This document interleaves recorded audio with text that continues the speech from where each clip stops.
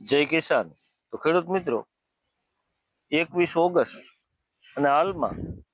જે નવી system develop થવા જઈ રહી છે, ખાસ કરીને આજે જ બંગાળની ખાડીમાં જો અત્યારે યુએસસી બનવાનું ચાલુ થયું છે, તે આવતા 2-3 દિવસમાં મજબૂત થાય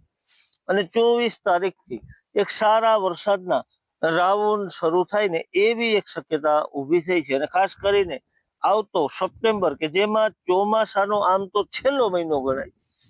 પણ ખેડૂત મિત્રો સપ્ટેમ્બરના પ્રારંભમાં અને મધ્યમાં જે 2 થી 3 વરસાદી સિસ્ટમો બને અને આ સિસ્ટમો પશ્ચિમ ઉત્તર પશ્ચિમ તરફ આગળ વધી અને પૂર્વ ભારત, મધ્ય ભારત અને ગુજરાત સુધી સારા વરસાદ લાવી શકે એવી એક શક્યતા સપ્ટેમ્બર દરમિયાન જે ચોમાસું ધરી ઉત્તરમાં વહી ગઈ તે પણ દક્ષિણ અને પશ્ચિમ તરફ સરકતી આવે એવી પણ એક શક્યતા અને પશ્ચિમ કિનારે જે ભેજવાળા પવનો લાવે ને એક તરફ જે પોઝિટિવ આયોડી ઇન્ડિયન ઓશન ડિપોલ જે હિન્દ મહાસાગરમાં આકાર લેવાની એક શક્યતા ઊભી થઈ અને આ સ્થિતિમાં બંગાળની ખાડીમાં બનતી સિસ્ટમો વધુ મજબૂત બને એવી શક્યતા, જેનાથી ચોમાસું સિસ્ટમના અંતમાં સિઝન જે છે તેના અંતમાં સારા વરસાદની શક્યતા ઊભી થાય. ખાસ તો 15 સપ્ટેમ્બર પછી ચોમાસું વિદાયના પણ એક ચિહ્ન જોવા મળતા હોય તે કદાચ 1 સપ્ટેમ્બર થી ખાસ કરીને જે રાજસ્થાનના ભાગો ઉપર એન્ટી સાયક્લોન બનતું હોય અને એન્ટી સાયક્લોન એટલે ખાસ તો તેની ગતિ જે ઘડિયાળની દિશામાં હોય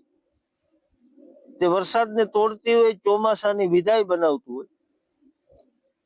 અને જે ચોમાસું વરસાદી સિસ્ટમ હોય તે ઘડિયાળની વિરુદ્ધ દિશામાં ચાલતું હોય.